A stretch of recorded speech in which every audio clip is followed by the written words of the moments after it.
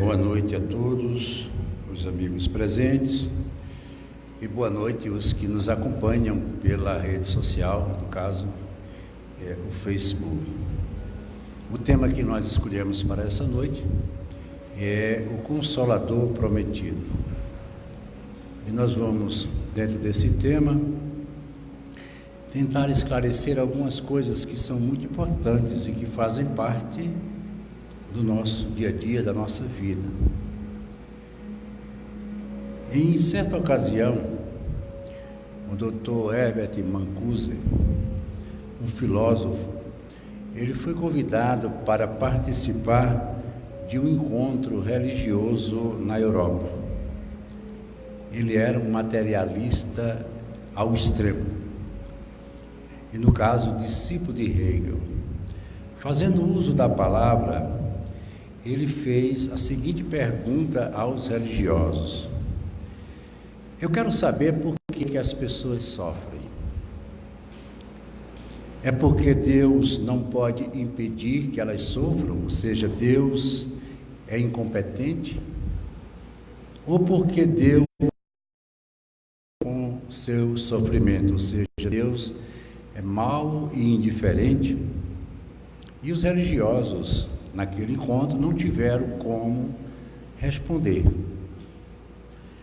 Os pais, disse ele, que fazem tudo para que seus filhos não sofram, e porque Deus, o Criador, o qual nós temos como nosso Pai, não faz o mesmo?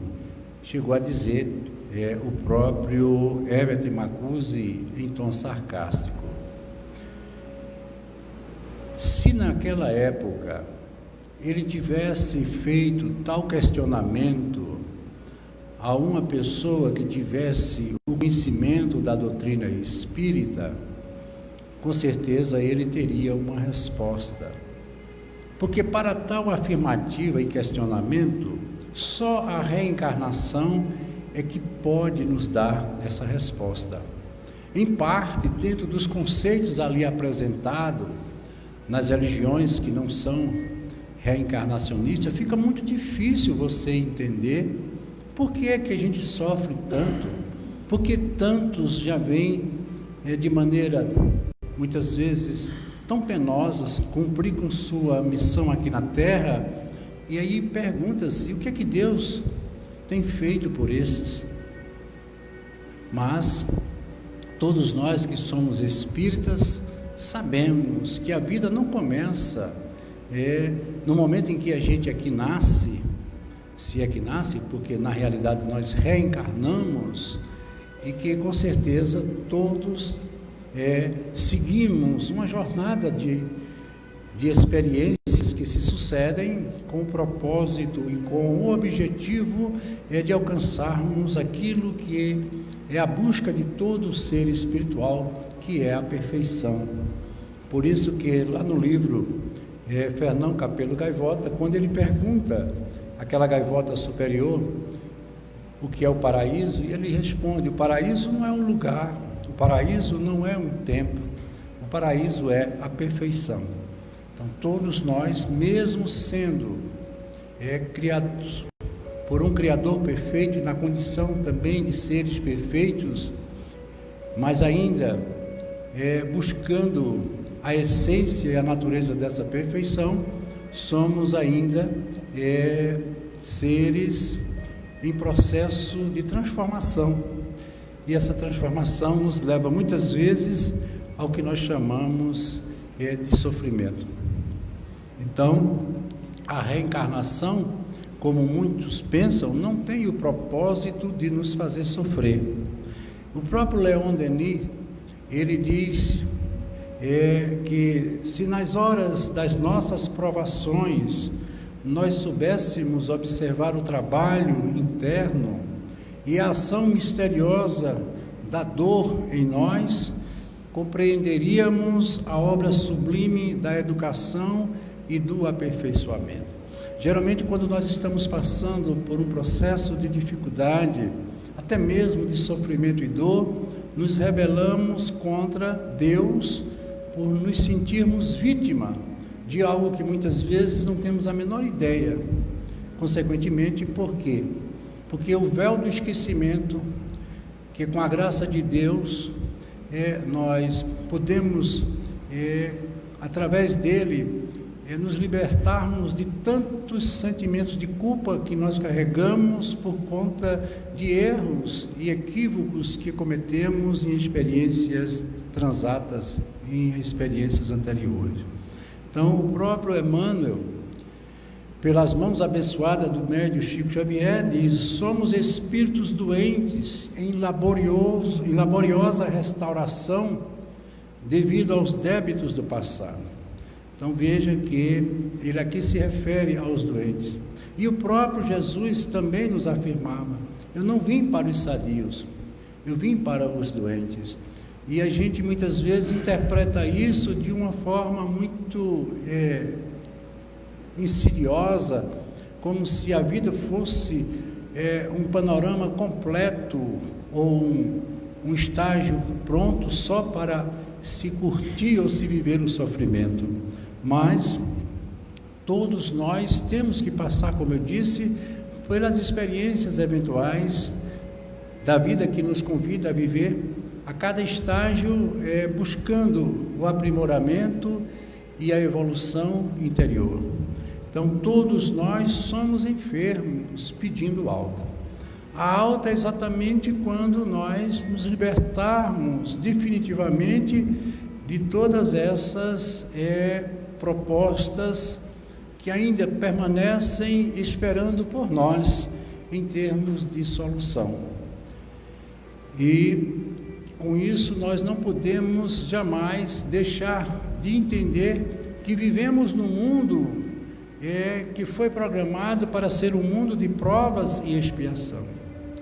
As provas são as nossas escolhas, sabendo cada um que toda prova ela só pode ser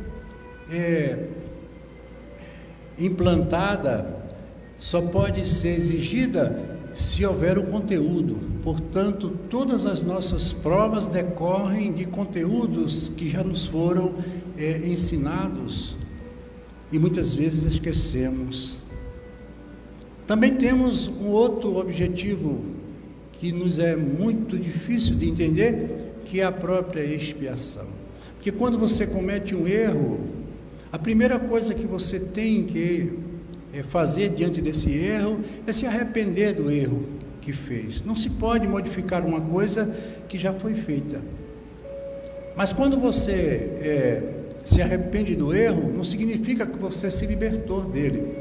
É preciso que você parta para a reparação. Reparar um erro é tentar se redimir diante dele. E essa reparação, quando ela é feita de maneira imatura, consequentemente nos levam à expiação. É o sofrimento que a gente por ele passa quando está vivendo um momento de reparação. E isso nos deixa muitas vezes em situações de grandes conflitos interior.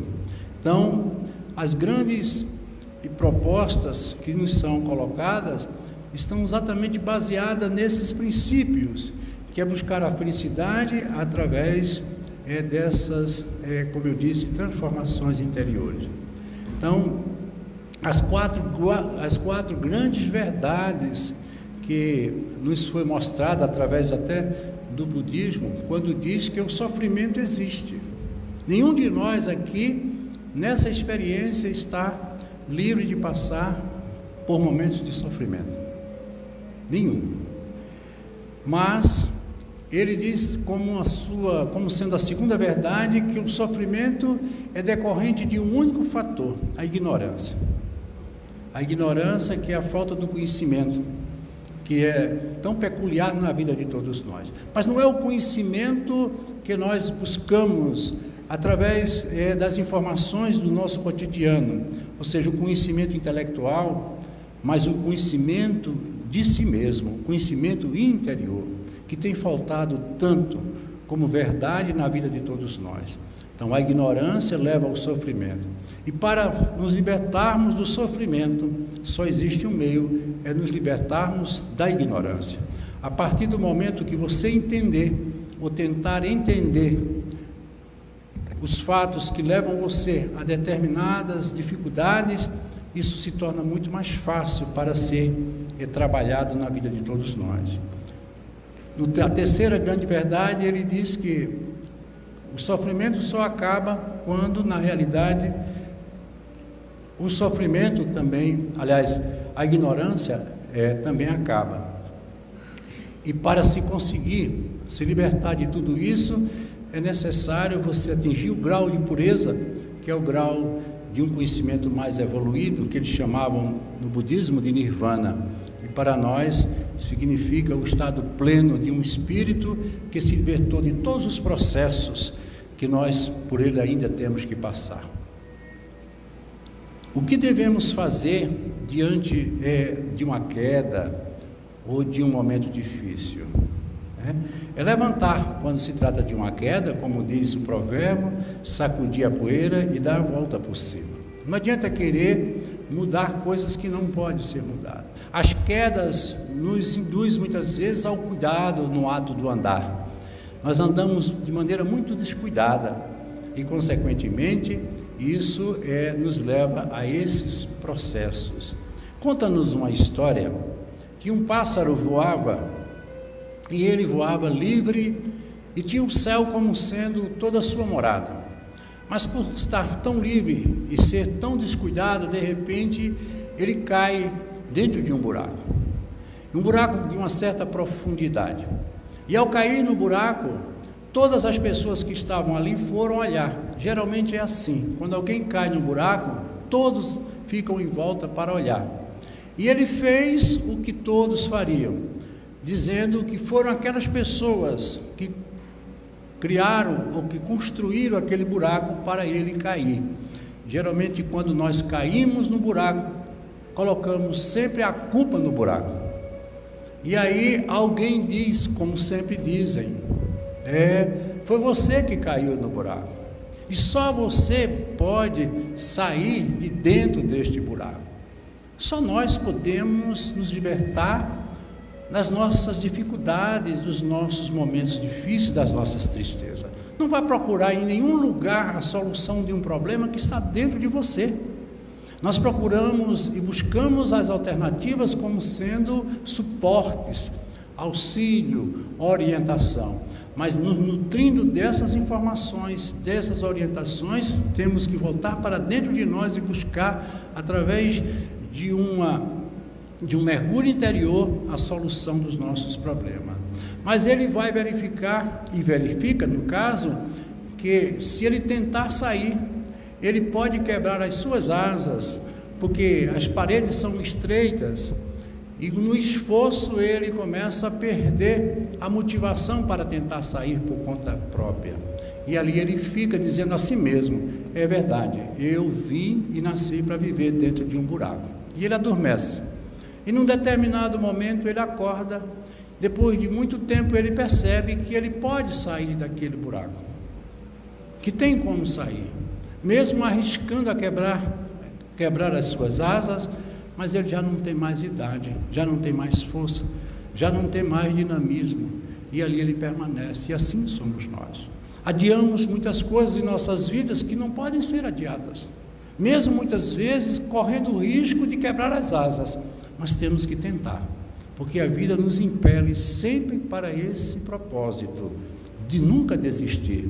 Então, a dor, como ele diz aqui, é um sistema de proteção divina, porque a gente tem sempre a dor como algo que nos maltrata, que nos faz sofrer, mas lembre-se que a dor é um dispositivo que assinala que algo em nós não está dentro das leis que são assim determinadas. Existem duas leis, que são as leis de Deus, que é a lei natural, é uma lei que rege e controla todo o universo, e a lei moral, que é a lei maior, que rege a nossa conduta.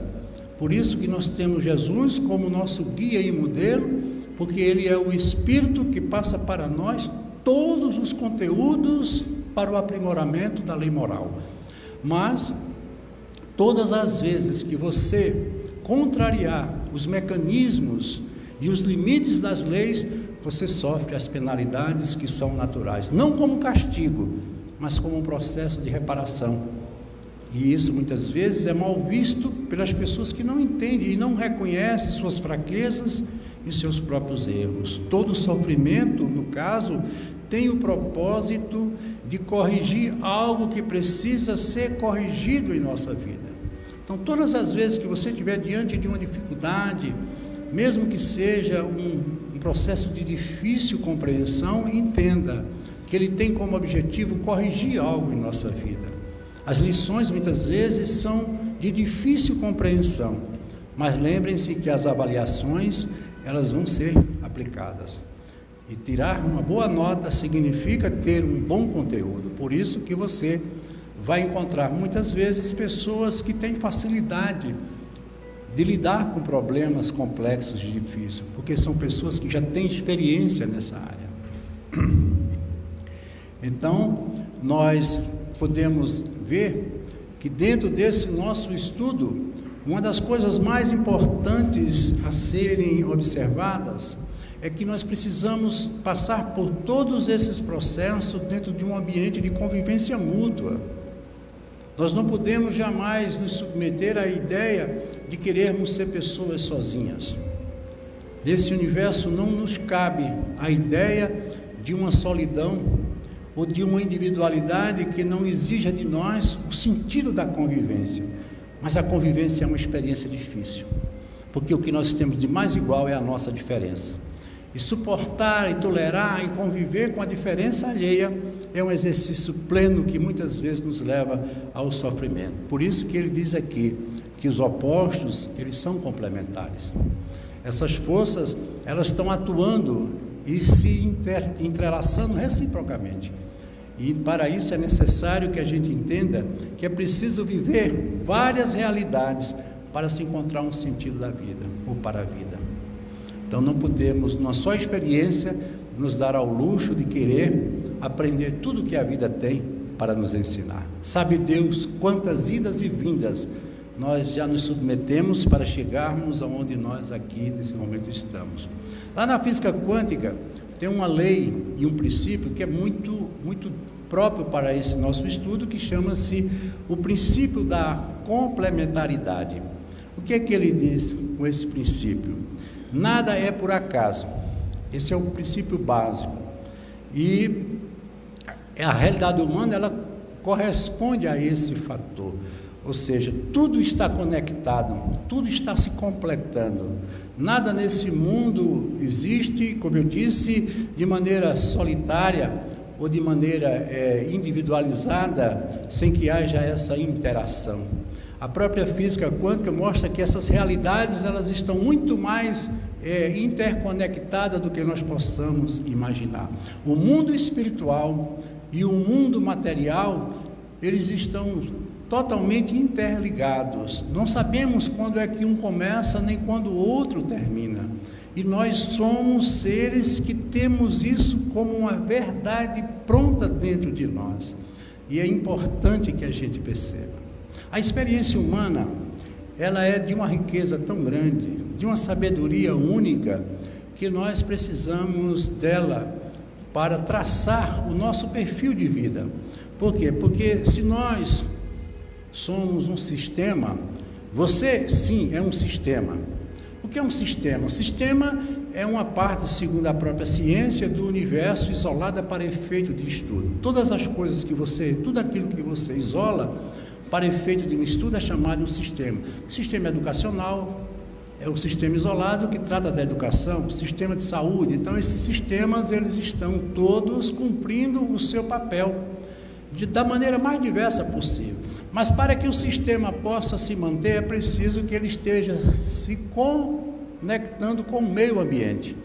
Então, sistema e meio ambiente significa uma mesma realidade intrínseca. Então, a escola é o sistema, o bairro seria o meio ambiente, que se nutre da escola para nela aprender e estudar. Então, nós estamos conectados a essa verdade. Então, veja bem, o sistema, ele provoca sempre os seus estímulos, que são aquilo que nós captamos do nosso dia a dia. As informações, as ideias, muitas vezes as nossas tristezas, as nossas alegrias, tudo isso vai se formando através do pensamento. O pensamento é a força dinâmica da mente. Nenhum de nós pode viver sem pensar, independente do lugar, do estágio, em que condição nós possamos estar. Ninguém pode se prescindir ou deixar de pensar. O pensamento, ele leva ao conhecimento. Esse conhecimento, ele é promovido ou instalado por um sistema de cognição. O conhecimento leva ao aprendizado. Quanto mais conhecimento você tem, mais aprendizado você vai acumulando. Essa cognição vai formar dentro de nós o que eles chamam de um mapa interno. O que é um mapa interno? É uma realidade que você cria e que vive dentro de você. Tudo que você acha, tudo que você possui está dentro desse sistema que vai formar o que eles chamam de um sistema de crença, aquilo que eu acredito. Todas as vezes que nós lidamos com qualquer coisa, nós formulamos antecipadamente uma ideia dessa coisa. Por exemplo, quando eu vejo uma pessoa, eu capto através da retina a imagem dela de uma maneira bem natural. Só que essa imagem, ela vai para uma área do meu cérebro, que eles chamam de córtex occipital, que irá sintetizá-la, e ela, de imediato, ela segue para o nosso hipotálamo, e lá no sistema límbico é que eu vou gerar uma emoção, um sentimento acerca daquela pessoa. Veja como isso é complexo, mas é necessário. E aí você vai formar o que eles chamam de sentimento. Os sentimentos, os nossos sentimentos, são as nossas reservas mentais. Esse sentimento, eles vão formar os nossos estados emocionais. Esses estados emocionais vão provocar o que eles chamam de alterações viscerais. Isso já é um fator orgânico. Essas alterações viscerais vão formar os casos comuns das doenças. Por isso que hoje nós temos um universo imensurável de pessoas doentes sem diagnóstico médico. São chamadas de doenças psicossomáticas. São doenças provocadas da mente, ou seja, tudo gerada pela força do pensamento. Pessoas que carregam pensamentos delituosos, conflituosos, que não sabem lidar com as dificuldades, com o sofrimento, elas criam dentro dela uma resistência. Essa resistência se transforma num mapa interno e para ela nada serve, nada resolve, e ela se enclausura dentro daquele processo e começa a viver a sua própria dor, o seu próprio sofrimento. E para sair disso aí é muito difícil.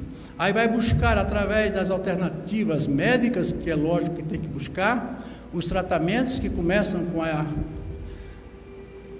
adoção dos medicamentos. Mas o que acontece? Mente e cérebro não significa uma mesma realidade, não é uma mesma coisa. Então, para isso é preciso que, além dos medicamentos que vão estabilizar a parte química do processo cerebral, mas é preciso que você faça aquilo que poucos têm feito, que é fazer um processo de mudança interior, mudar o pensamento, mudar a forma de ver, mudar esse mapa interno e não querer conflitar com esse outro mapa externo, porque o mundo ele é dinâmico, ele muda a cada minuto e a cada instante, mas é preciso que você consiga, através disso, manter um sistema interior de vida, se adaptar à sua própria realidade, porque o que mais nos faz sofrer é essa luta que nós temos com essas realidades. Nós temos um instinto, que é a nossa essência principal.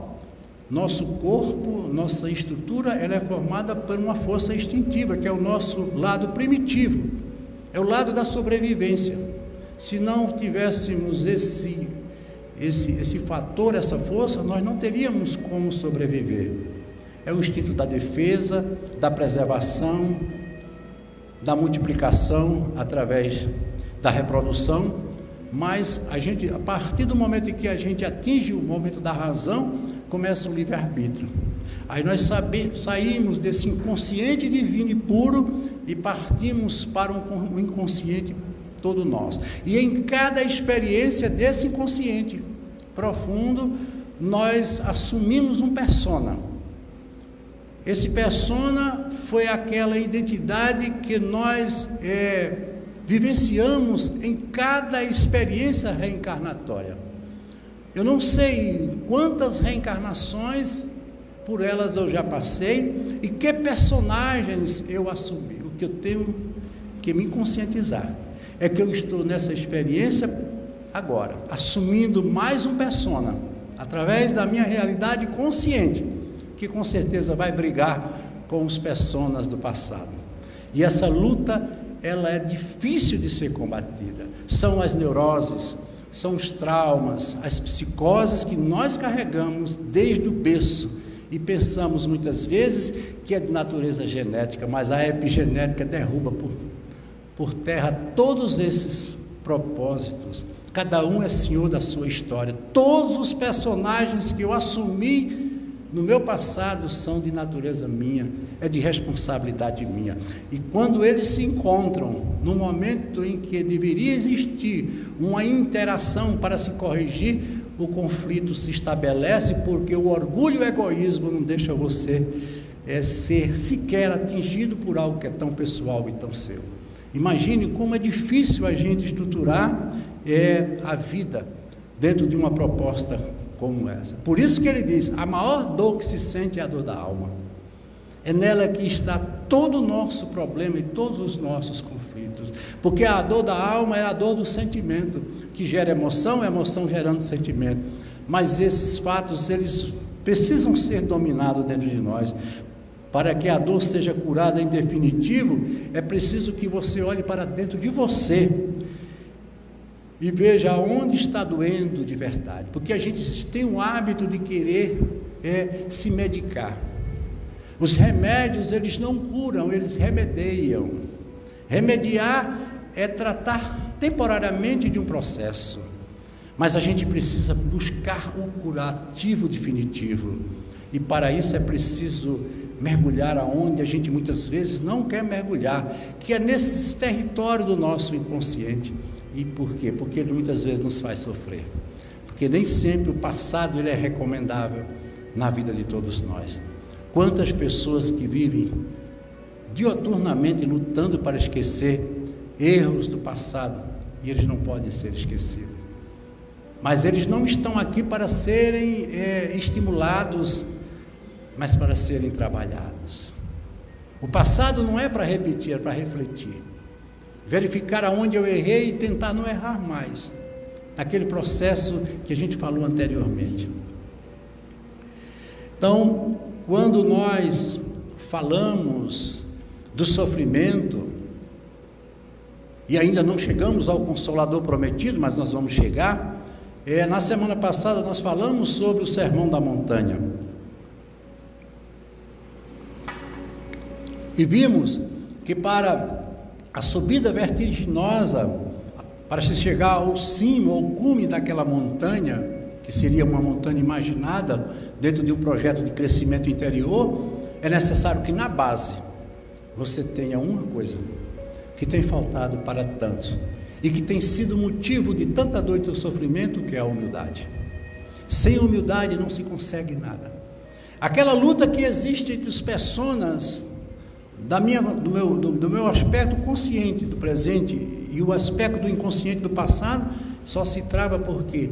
Porque tem que existir, aliás, não tem existido no caso a humildade. Então por isso que ele diz, bem-aventurados os pobres de espírito, porque terão o reino dos céus. E o que ele quer estimular, qual é a virtude que ele se refere com relação a esse pobre de espírito? A humildade, que é exatamente o oposto do orgulho. Só evolui quem é humilde. O orgulhoso se acha dono da razão e do conhecimento. Exatamente quando você conflita o seu mapa interno com o mapa externo, você faz prevalecer o seu, porque você é o dono da razão. Você é dono de tudo, você sabe de tudo. Ele não vem para a casa espírita porque ele não não acredita na doutrina espírita, ele não procura uma religião, ele não procura orientação de ninguém, porque ele se acha o dono da verdade. E por falta dessa humildade, ele perde uma oportunidade enorme de buscar a ajuda e até mesmo o conhecimento pela fraternidade. Então Jesus, no caso, ele consegue penetrar no coração daqueles que mesmo errados e humildes ali se encontravam. Então Jesus não fazia distinção, ele não procurou distinguir ninguém, ele conviveu com todos, mas buscava na essência de cada um a humildade. Até mesmo um cobrador de impostos, até mesmo uma mulher de vida fácil naquela época, que hoje nós chamamos de prostituta, até mesmo um traidor, até mesmo aquele que negou, mas ele buscava na essência de cada um o princípio de todo o processo evolutivo, que era a humildade. Então, partindo da humildade, vem agora aquela segunda bem-aventurança, quando ele diz: bem-aventurados os que choram ou os aflitos, porque serão consolados. É quando a gente agora começa a trabalhar exatamente o que vem a ser esse Consolador prometido. Falou naquele momento final em sua despedida. Então, qual é a virtude que nós estamos aqui tentando despertar na consciência de cada um, quando ele fala: bem-aventurados os pobres, aliás, os que choram, os aflitos, porque serão consolados? É a resignação. Mas o que é a resignação? É a humildade, mais uma vez, como sendo a força propulsora que nos faz aceitar aquilo que a gente não pode mudar. Resignar-se é não se revoltar, é não se opor a uma coisa que está acontecendo porque ela tem que acontecer. Porque muitas vezes coisas que nos parecem ser tão ruins, elas estão despertando coisas boas no processo da transformação. Eu costumo sempre usar essa comparação. Os nossos melhores professores foram aqueles que mais exigiram, foram aqueles que nos cobraram, foram aqueles que muitas vezes nos fizeram atravessar a noite estudando. Mas quando a gente olha hoje para trás, lembra-se deles e agradece pelo que a gente aprendeu, pelo esforço que ele nos obrigou a empreender no processo das avaliações. Então, o que nos faz crescer não é a dor nem o sofrimento, é o que fazemos com a dor e o sofrimento. Porque muito mais do que curar uma doença é nos curarmos pela doença. A gente saber tirar dela a experiência que ela está, mesmo em meio a um sofrimento, despertando em cada um de nós, porque a maioria sofre revoltada. É impossível ser feliz diante de um sofrimento, é claro, mas a tristeza constrói mais do que a alegria. Parece ser uma inverdade, mas é verdade. Porque quando nós estamos alegres, somos um pouco egoístas na nossa alegria. Esquecemos até Deus, esquecemos muitas vezes os outros e contemplamos-nos com aquele estágio em que nós estamos vivendo, onde tudo nos favorece, porque tudo é alegria. Mas quando a tristeza ela vem, ela assinala muitas vezes até com o propósito da dor, dizendo a cada um de nós que esse caminho não é o verdadeiro caminho que nós devemos seguir, porque existem dois tipos de sofrimento. Existe o sofrimento interior, esse sofrimento que é decorrente dos nossos próprios erros, das nossas faltas, mas existe o sofrimento decorrente dos fatos exteriores, a perda de um ente querido, uma decepção, uma frustração amorosa, de uma convivência, um acidente grave. Tudo isso nos faz sofrer, e é preciso a gente saber lidar com isso. Por quê? Porque há uma necessidade muito grande em aprendermos a trabalhar as nossas adversidades, como nós vimos no começo. Para isso, nós temos na nossa consciência 3 níveis que são bem definidos e a gente deles precisa constantemente, que é o nosso QI, o nosso QE e o nosso QS. O que vem a ser? QI todo mundo conhece, que é o quociente de inteligência. O que é? O nosso quociente ou quociente emocional. Mas o mais importante, que pouco a ciência tem demonstrado, que é o quociente espiritual. Então, o QI é o que lida com a criatividade, que é a mudança pela superação. As pessoas que muitas vezes têm um alto QI, ela é uma pessoa criativa, é uma pessoa que supera dificuldades, é uma pessoa que tem facilidade em superar momentos difíceis, mas muitas vezes são pessoas extremamente egoístas. Por quê? Porque ela dá a ele uma condição de superação. Toda pessoa de QI alto é uma pessoa que compete, é uma pessoa muitas vezes egoísta, individualista, como nós vimos. Quando nós partimos para o que é o quociente emocional, esse sim já nos dá uma condição melhor. Por quê? Porque ele trata da resiliência. O que é a resiliência? A resiliência é a capacidade de suportar, como nós vimos, as nossas adversidades. As pessoas que têm um emocional equilibrado, elas sofrem muito menos. Nós vimos lá no começo que tudo é gerado pela força do pensamento. Pessoas que atraem pensamentos negativos são pessoas desmotivadas, pessoas muitas vezes tristes, até mesmo vítimas de transtorno como a própria depressão, deixam as pessoas longe dessa verdade, dessa realidade, e sofrem bastante, porque o seu emocional não ajuda a promover os processos de transformação para se libertar daqueles problemas que muitas vezes elas trazem. Mas nós temos o quociente espiritual. Esse sim é o verdadeiro, é o que nós precisamos encontrar, e só iremos fazer através do conhece-te a ti mesmo. É preciso mergulhar dentro de você, de maneira objetiva, sem medo, e buscar as suas próprias forças, mesmo no momento crítico, porque nós temos medo de olhar os nossos erros, nos condenamos. Eu sempre digo, aquelas vozes que falam, que são aqueles arquétipos, aqueles personas que ainda estão vivos dentro de nós, e parecem que eles é quem tem o direito de nos dominar constantemente. Por quê? Porque nós não utilizamos o nosso emocional e, consequentemente, deixamos à deriva o nosso consciente espiritual. Por isso que um sábio da antiguidade já vos dizia: conhece-te a ti mesmo. A gente passa uma vida totalmente voltada para o aspecto exposto. Aquele estímulo que nós recebemos do meio externo parece ser mais importante do que o interno. A gente veste uma roupa para o povo ver, a gente compra um carro para a sociedade muitas vezes ver.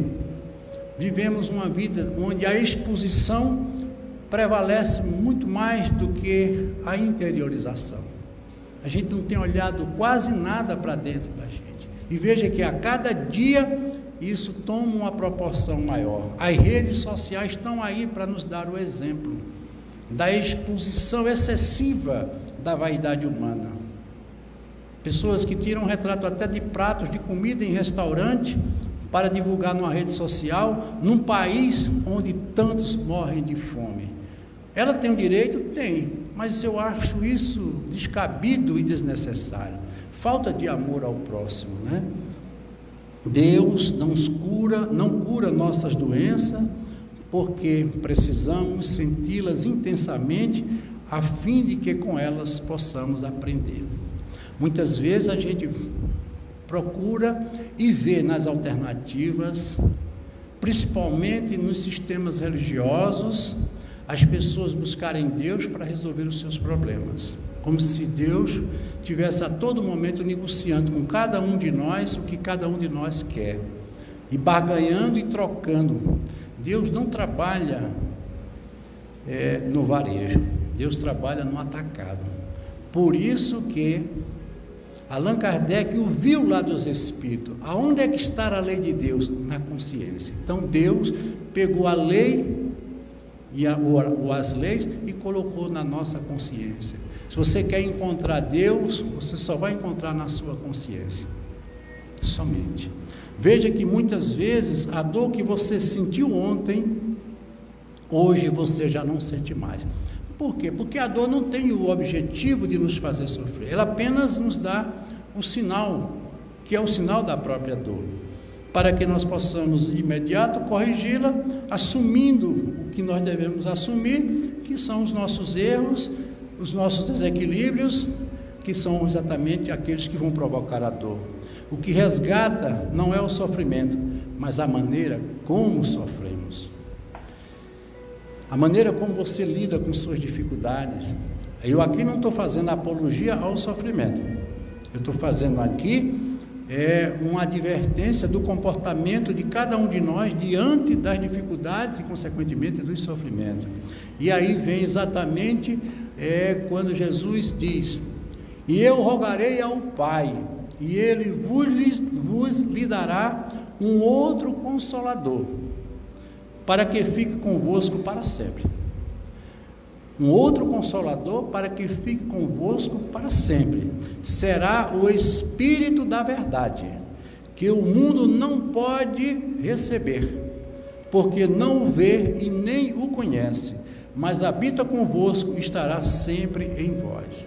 Eu sei que outras religiões não vão aceitar como não aceitam, não vão considerar porque não consideram, e nós respeitamos, mas esse Consolador é a doutrina espírita, e esse Espírito da verdade é exatamente Jesus, que traz para nós aquilo que Ele não pôde nos ensinar, aliás, não pôde passar para nós, porque naquele tempo não havia como o homem entender a profundidade dos seus ensinamentos. O Evangelho ele é de uma complexidade tamanha. Precisamos ainda de muitas reencarnações para um dia praticarmos verdadeiramente o que está lá no Evangelho. Por isso que Jesus disse que traria um novo Consolador, que não seria um espírito mais, porque muitos dizem: Jesus vai voltar. Jesus não voltará, porque Ele nunca foi. Jesus não é um espírito, Jesus é uma palavra, Jesus é o próprio Evangelho. Nem os grandes historiadores souberam da vida de Jesus, dando Ele a nos entender o que não importa não é Ele, mas aquilo que Ele diz. O que vale é a mensagem deixada, e consequentemente a gente tem que entender dessa forma, porque nós somos muito presos à forma, ao fantasmático, à ilusão de uma coisa que muitas vezes ela não existe, mas impregnaram dentro de nós a ideia da sua existência, que são essas crenças limitadoras. Então, disse ele: venham a mim todos que estão sofrendo e que se acham sobrecarregados, e eu vos aliviarei. Aceite meu jugo e aprendam comigo, que sou manso e humilde de coração, e assim encontrarão repouso para as suas almas. E ele diz: meu jugo é suave e meu fardo é leve. O que é o jugo? O jugo é o domínio. O que significa? Exatamente isso que nós comentamos, os seus ensinamentos. Então, se você seguir as minhas orientações, os meus ensinamentos, você terá um caminho muito mais suave e sem sofrimento para você seguir. E mesmo que venha um sofrimento, ele será leve. Por quê? Porque quando ele fala desse fardo, o que é o fardo? São essas coisas que a gente guarda na vida, que são questões não resolvidas, que fazem parte do contexto do próprio sofrimento. E até pergunta: mas como é que pode, se a lei da gravidade não altera os pesos, por que com Jesus 20 quilos é mais leve do que comigo? Estaria ele contrariando a lei natural? Claro que não. O que ele quer dizer é o seguinte: se você entender o que eu estou lhe dizendo, tudo isso terá um peso muito menor, Porque se você carregar 20 quilos dobrado, inclinado, ele tem uma proporção, ou traz uma ideia de um peso muito maior. Mas se você pegar o peso e distribuir no corpo ou com os membros, dará uma ideia de ser bem menor. Ou seja, o que ele quer dizer é que a gente tem que saber lidar, e lidar com inteligência e com conhecimento com os nossos conflitos e com os nossos problemas. Em verdade eu digo, os que carregam seus fardos e assistem seus irmãos são meus bem-amados. Aprendam com a preciosa doutrina espírita, que elimina o erro das revoltas e ensina o objetivo sublime da aprovação humana. E é importante que a gente entenda que na vida nós temos uma direção e temos um sentido. Eu uso como exemplo uma pessoa que está diante de uma estrada pavimentada, asfaltada, bem sinalizada, e ele começa seguindo essa estrada. Mas de repente ele começa a sentir aquilo monótono.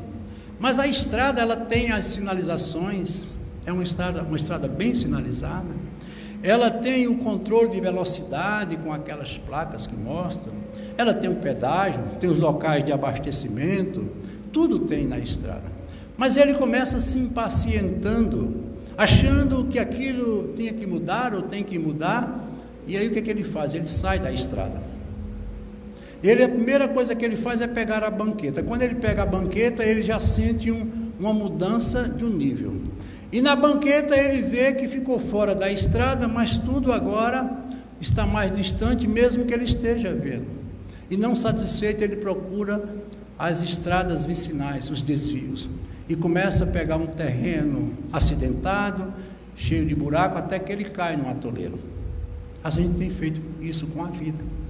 E quando ele cai no atoleiro e ali ele fica preso, ele vai buscar sair do atoleiro, e saindo ele vai mais uma vez seguir em frente ou buscar outra alternativa, e cada vez mais ele se perde.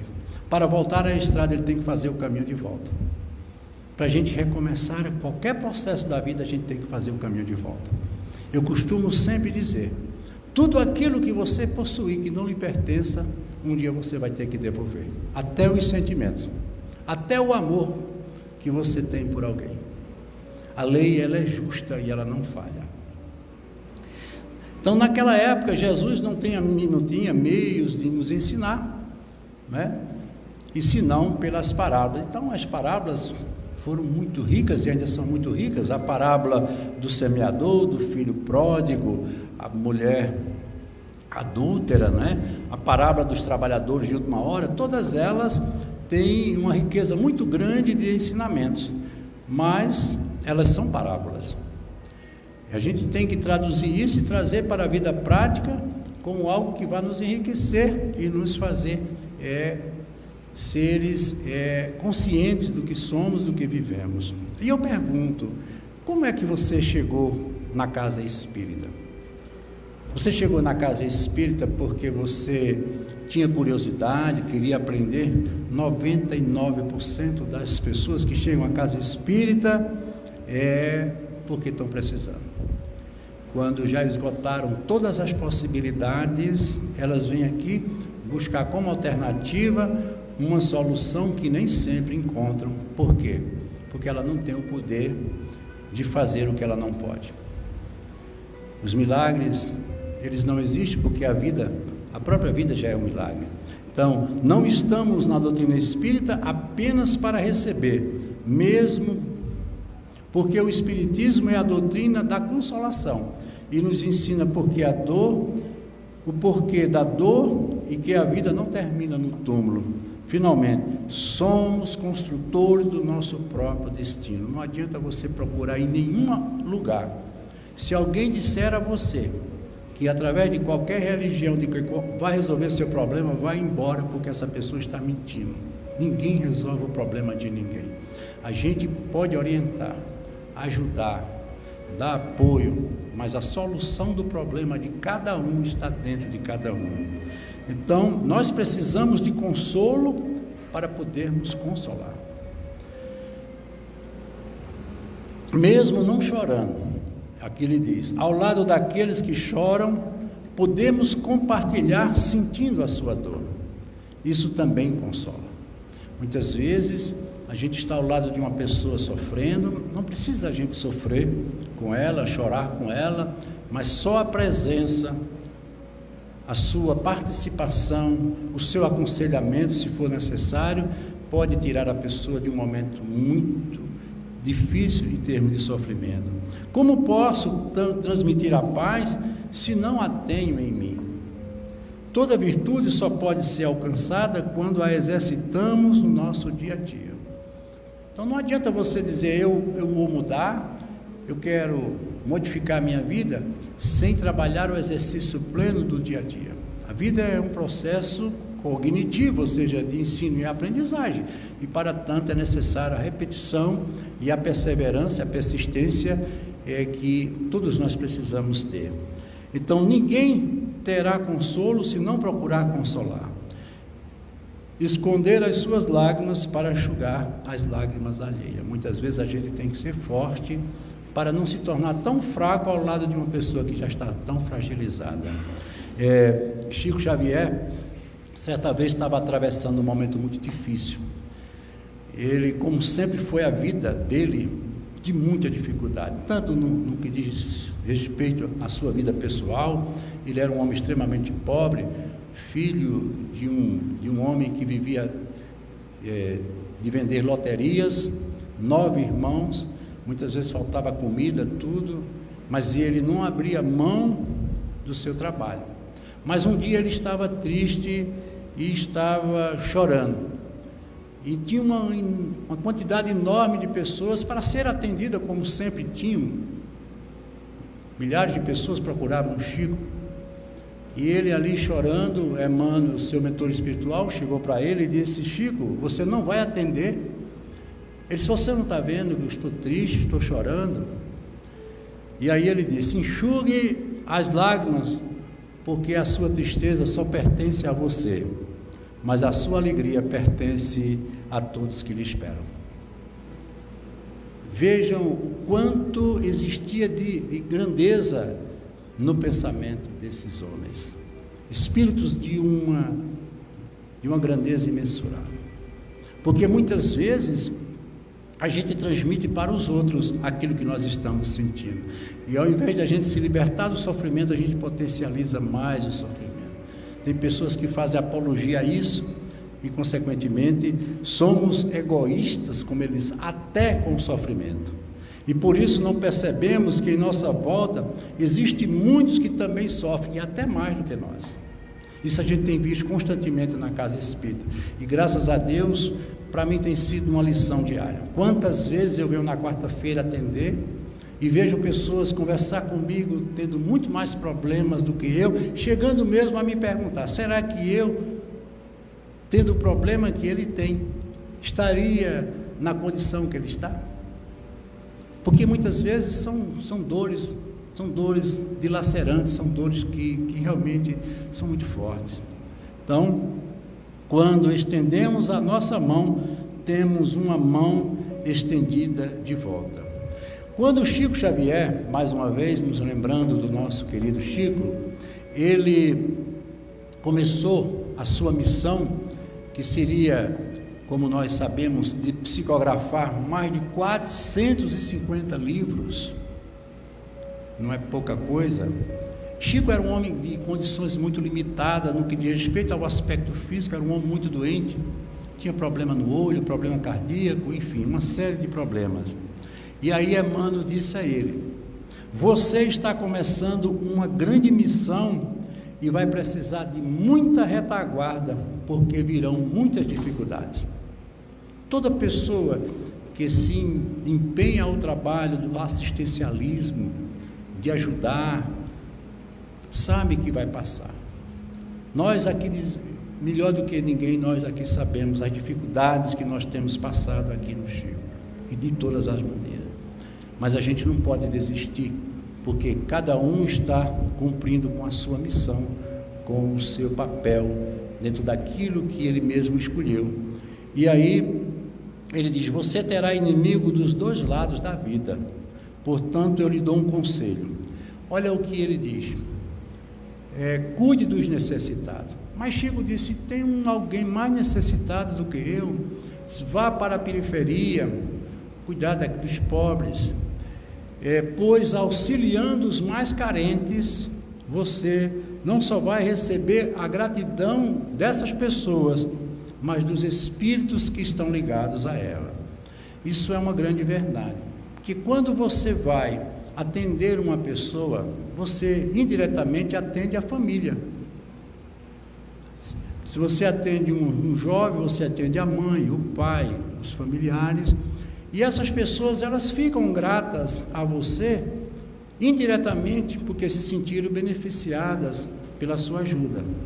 Mas podem ter certeza, ao lado de uma pessoa sofrendo, de uma pessoa doente, sempre tem um espírito, ou alguns espíritos que estão ali para querer ajudar, e muitas vezes eles não podem. E a sua intervenção despertam nele um ato de gratidão. E eles olham e dizem: olha, veja essa pessoa que ajudou um dos nossos. Num dia ou no momento que ele precisar, nós faremos o possível para ajudá-lo. Então foi o que ele disse exatamente, porque a missão de Chico, como foi uma missão de muita perseguição, porque no mundo nós sabemos que existem espíritos bons e espíritos que não são tão bons. E havia uma necessidade muito grande dele se fortalecer, porque ele precisava de uma vanguarda, porque os processos obsessivos, os processos muitas vezes de grandes problemas e grandes conflitos sempre existiram, mas ele se fortalecia, primeiro porque ele tinha um mentor espiritual da grandeza de Emmanuel, mas em nenhum momento isentou ele dos seus problemas, e sempre colocava ele diante daquilo que precisava ser colocado. E aí muitos passam, como ele disse, pela perda de entes queridos, por provações, por expiação de toda ordem, e encontram, como é o caso nosso, na doutrina espírita, a luz da esperança, porque ela só é justificada pela reencarnação. Então nós temos essa grandeza e esse grande instrumento que nos auxilia a entender por que uma criança nasce e já traz consigo tanta dor, tanto sofrimento. Porque a vida para uns é tão difícil e para outros parece ser tão fácil. Então lá no livro Vinha de Luz, que foi psicografado por Chico, tem uma mensagem que diz assim: cada ser humano possui com a existência uma série de estações e uma relação de dias, estruturada em precioso cálculo de probabilidade. É a vida de cada um de nós, em cada experiência que nós estamos. São essas estações e essas relações de dia. Por isso que uns vivem 10 anos, 20 anos, 40 anos, 1 ano, porque isso está tudo dentro de uma programação que previamente foi elaborada. Razoável se torna que o trabalhador aproveite a primavera da mocidade, o verão das forças físicas e o outono da reflexão para a grande viagem do inferior para o superior. Entretanto, a maioria aguarda o inverno da velhice ou do sofrimento irremediável na terra, quando o ensejo do trabalho está findo. As possibilidades para determinada experiência adormecem esgotadas. A gente não está fazendo o papel, aliás, não está cumprindo com o papel que foi determinado. Muitos estão adiando para amanhã coisas que deveriam ser feitas hoje. Não é o fim da vida, mas o final de uma preciosa concessão. A reencarnação é uma concessão que Deus nos dá para, nessa experiência transitória, nós alcançarmos tudo o que foi previamente elaborado para o nosso crescimento interior, para que cheguemos a um momento em que não precisemos mais de ocupar um corpo físico para cumprir uma missão ou qualquer coisa que venha a ser necessária na vida de um ser espiritual como nós, porque nós não temos um espírito, nós somos um espírito. É natural e, naturalmente, o servidor descuidado, que deixou para depois o trabalho que deveria executar agora, será obrigado a recapitular a tarefa, sabe Deus quando. Por isso que ele disse: reconcilia-te com teu inimigo enquanto estás a caminho. Quem é meu inimigo? Foi tudo que nós vimos anteriormente. É esse eu interior, essa essência que está dentro de nós. São esses personas, esses arquétipos que estão precisando de uma solução presente para eles, consequentemente, serem resgatados do passado. E nós, muitas vezes, nos prendemos a uma vida meramente material, não querendo aqui dizer que a matéria não tem importância, tem, mas nós não viemos aqui para ter, nós viemos aqui para ser. Ser é tomar conta cada um de si. Você tem um projeto que precisa urgentemente da sua intervenção e da sua participação interior. Esqueça tudo e cuide de você, e você estará cumprindo com aquilo que foi determinado por Deus. Por isso que é necessário a gente entender que o sofrimento, mesmo sendo algo que muitas vezes nos coloca em situação de grandes conflitos, mas é necessário para a nossa libertação. A vida nos convida sempre a um processo de transformação, para a busca de uma elevação, mas a transformação muitas vezes nos conduz à incerteza, e nós temos medo, porque o orgulho e o egoísmo acham que a gente tem que ser dono daquilo que a gente pensa que nos pertence, que a gente pensa que pertence a gente, mas que na realidade não pertence. E a doutrina espírita, ela tem essa grandeza de nos mostrar. Existe uma grande quantidade de coisas em nossa vida que jamais nós poderemos alterar. É bom que a gente entenda isso. Eu não posso alterar meus pais, eu não posso alterar meus traços físicos, e eu tenho que aprender a conviver com isso. Se eu tenho um pai difícil, uma família difícil, eu não posso deixar de ver que isso é uma verdade.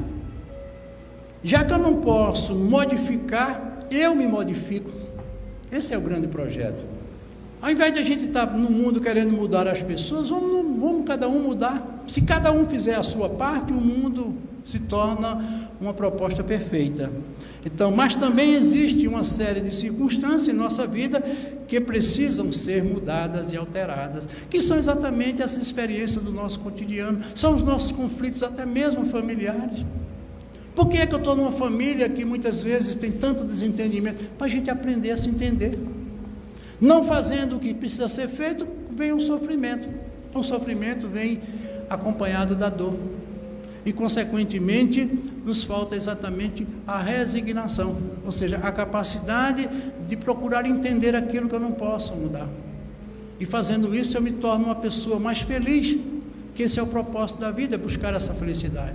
Não a felicidade como uma proposta qualquer, mas a felicidade como algo que seja construído, porque ela precisa sempre de ter um suporte para se manter dentro de nós, porque felicidade é construção, e construção requer trabalho e determinação.